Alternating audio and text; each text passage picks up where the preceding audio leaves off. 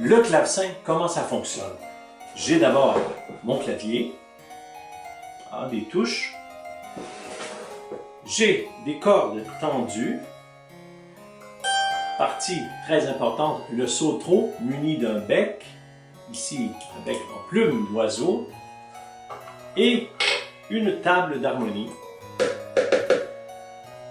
Et voilà. Maintenant, voyons les différentes sonorités qu'on peut obtenir sur un clavecin français, comme c'est le cas ici.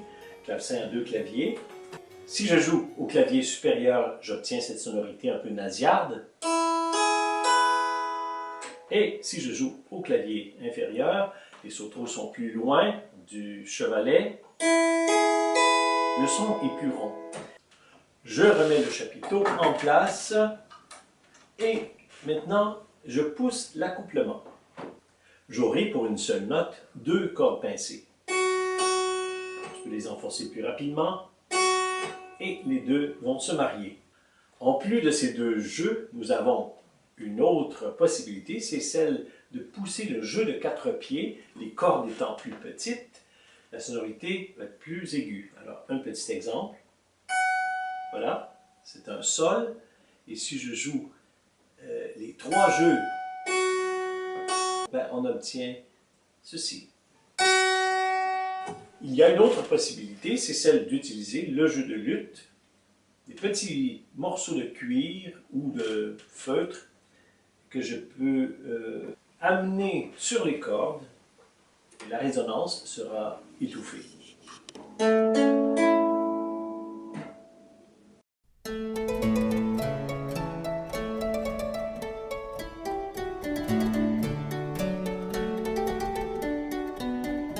J'ai pris une plume de bernache canadienne et je l'ai taillée.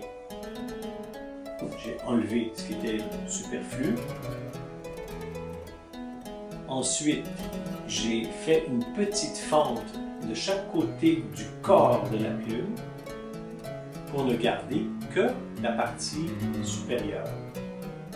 C'est celle-là, celle qui est plus lisse, donc qui va servir. J'aime avoir une plume qui a trempé dans l'huile car elle va rester stable par la suite.